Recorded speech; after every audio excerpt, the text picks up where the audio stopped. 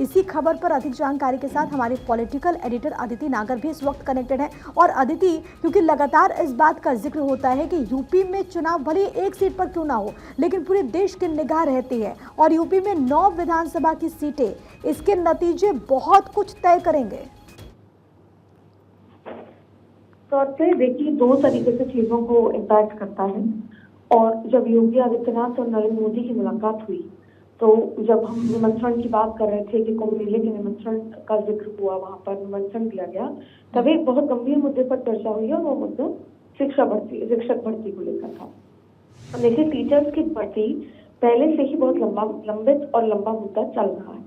ऐसे में लगभग 69,000 शिक्षक भर्ती को लेकर डिटेल चर्चा की गई और उपचुनाव से पहले इन भर्तियों के लिए क्या सरकार कर सकती है, उसको लेकर भी चर्चा की गई है।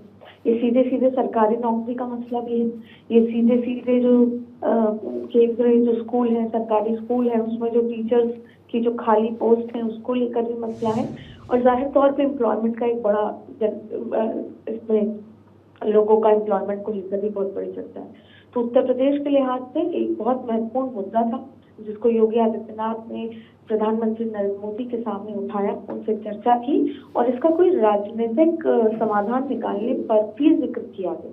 तो ये बहुत महत्वपूर्ण, उस मुलाकात में ये बहुत महत्वपूर्ण मुद्दा जो उत्तर प्रदेश के लिहाज से, चाहे फिर वो वहाँ के लोगों की जिंदगी की बात कर लें या फिर सीधा सीधा उपचुनाव की बात कर लें, दोनों ही मामलों में बेहद महत्वपूर्ण चर्चा इसमें की गई है और जल्द इसका कोई समाधान निकाला। ये एक बड़ी जानकारी, एक बार फिर से बड़ी खबर आपको बताते हुए योगी के दिल्ली दौरे से जुड़ी हुई है सूत्रों के हवाले से बड़ी खबर, जिसका जिक्र हमारी पॉलिटिकल एडिटर अदिति नागर कर रही थी। शिक्षक भर्ती मामले का हल निकल सकता है, ये सोर्सेज जानकारी दे रहे। शिक्षक भर्ती मामले पर प्रधानमंत्री नरेंद्र मोदी से चर्चा हुई है, मामले का राजनीतिक हल निकालने की बात कही गई है।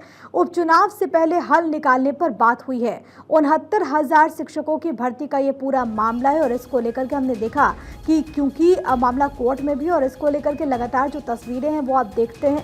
लेकिन सबसे बड़ी बात कि बीते रोज जब योगी आदित्यनाथ स्वयं दिल्ली में मौजूद और 1 घंटे लगभग जब प्रधानमंत्री नरेंद्र मोदी से मुलाकात होती है तो कई विषयों के साथ एक सबसे अहम विषय था शिक्षक भर्ती मामला और इसको लेकर के ये बात कही गई है कि जल्द हल निकल सकता है और इस पर एक राजनीतिक हल निकालने की बात कही गई है। हमारे साथ हमारी पॉलिटिकल एडिटर अदिति नागर लगातार कनेक्टेड हैं। और अदिति, क्योंकि ये जो पूरा मसला है इसको लेकर के हमने देखा कि विपक्ष किस तरीके से सवाल भी उठा रहा था, हमने देखा कि किस तरीके से जो स्टूडेंट्स थे उनकी भी नाराजगी की खबरें सामने आई और ऐसे में इस मुलाकात के बाद क्या ये मांग करके चले कि जल्द ही सरकार इसको लेकर के कोई एक अहम फैसला उठा सकती है?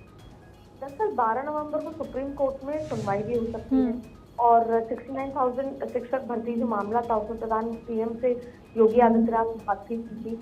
आपको बता दें कि सूत्रों के अनुसार योगी आदित्यनाथ ने इस मसले पर जब बातचीत की और इधर जब 12 नवंबर को इस मसले पर सुप्रीम कोर्ट में सुनवाई भी होगी तो इसको लेकर एक डिटेल्ड चर्चा की गई। अब आपको बता दें, इसको लेकर कल यानी रविवार को आरक्षण प्रभावित जो अभ्यर्थियों ने GPO पार्क में बैठकर रणनीति तैयार की है और इसमें निर्णय लिया गया है कि सुप्रीम कोर्ट में वरिष्ठ अधिवक्ताओं के माध्यम से मजबूत पक्ष भी रखेगी।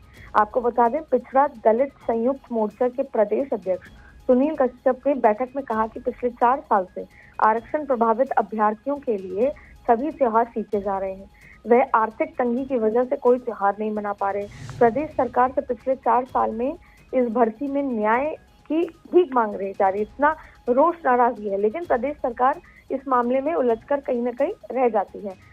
मतलब अब आरक्षण पीड़ित अभ्यर्थी थक गए हैं और इसे कैसे इसका समाधान ढूंढे, इसीलिए योगी आदित्यनाथ और प्रधानमंत्री मोदी ने इस पर चर्चा की। अब सवाल यह है कि 12 नवंबर को सुप्रीम कोर्ट जो है इस पर क्या टिप्पणी होती है, ये बहुत महत्वपूर्ण है। और इसके साथ साथ भर्ती के बेसिक शिक्षा जो नियमावली है जिसे 1981 के तहत और आरक्षण नियमावली 1994 का उल्लंघन हुआ है, ये भी उसमें कहा गया है। तो जाहिर तौर पे एक डिटेल चर्चा हुई पीएम से बातचीत के दौरान। कोई सकारात्मक तस्वीर भी सामने आ सकती है, राजनीतिक हल निकालने की बात कही गई है। फिलहाल के लिए बहुत शुक्रिया आपका अदिति, तमाम बातचीत और जानकारी हम तक पहुंचाने के लिए।